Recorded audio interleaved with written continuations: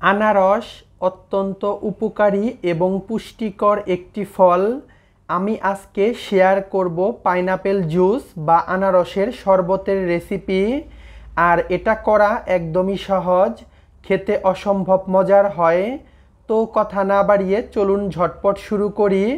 So let's go to my kitchen and make it. আনারসের শরবত তৈরি করার জন্য প্রথমে আমি একটি পাকা আনারস নিয়েছি। আর আনারসের খোসা যেহেতু শক্ত, তাই আনারসটাকে কেটে একটু প্রসেস করে নেব।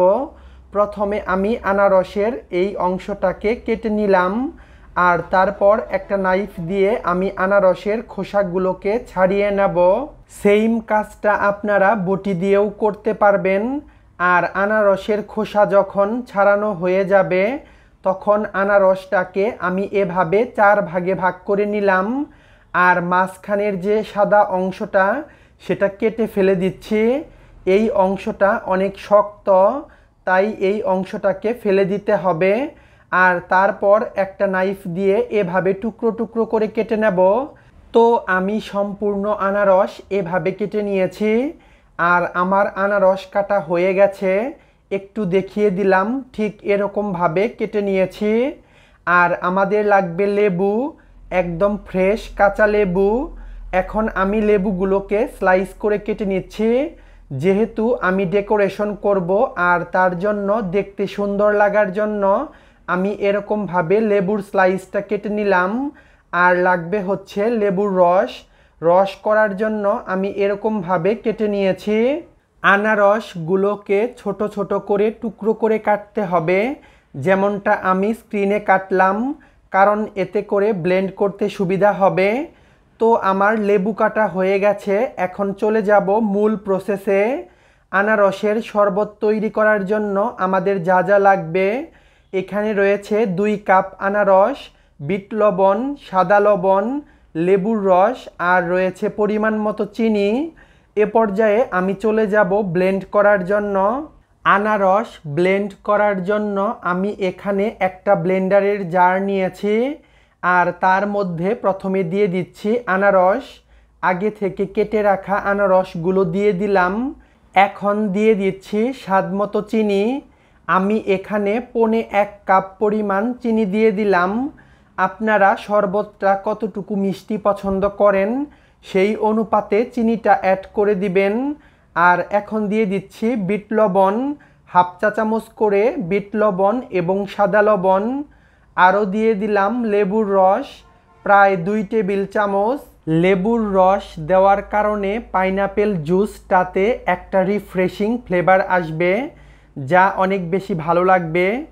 তো 1 কাপ পরিমাণ ঠান্ডা পানি দিয়ে দিলাম। এখন ঢাকা দিয়ে ভালো মতো ব্লেন্ড করে নেব। আমি এখানে ফ্রিজের বরফ ঠান্ডা পানিটা দিয়েছি, আপনারা চাইলে এখানে আইসও ব্যবহার করতে পারেন। আর ব্লেন্ড করা হয়ে গেছে, আমি 10 মিনিটের মতো ব্লেন্ড করে নিয়েছি। এ পর্যায়ে একটা বলের মধ্যে আমি এটাকে ছেঁকে নেব। আর তার জন্য নিয়ে নিলাম একটা স্ট্রেনার। এ পর্যায়ে ব্লেন্ড করা আনারসগুলো এই ছাকনার মধ্যে দিয়ে দেব। আর তারপর একটা চামচ দিয়ে নাড়াচাড়া করে ভালো মতো ছেঁকে নেব। এই কাজটা অবশ্যই করতে হবে, তা না হয় শরবতটা খেতে ভালো লাগবে না। আনারসের এই আঁশগুলো থাকলে শরবতটা খেতে একদমই ভালো লাগবে না, তাই অবশ্যই ছেঁকে নিতে হবে।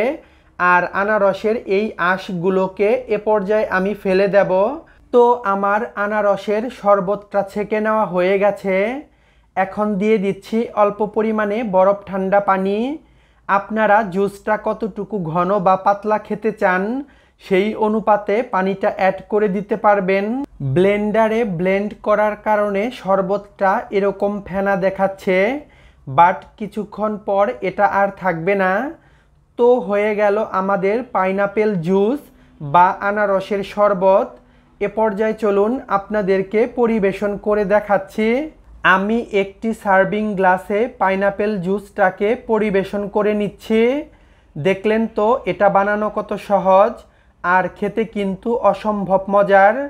পাইনাপেল জুসটা অনেক এনার্জেটিক একটা ড্রিঙ্কস, অবশ্যই বাসায় ট্রাই করবেন। রেসিপিটা ভালো লাগলে প্লিজ আমার ইউটিউব চ্যানেলটাকে সাবস্ক্রাইব করবেন। যদি ফেসবুক পেজ এবং টিকটক থেকে দেখে থাকেন অবশ্যই ফলো দিয়ে আমার পাশেই থাকবেন। আবারও দেখা হবে নতুন কোনো রেসিপিতে।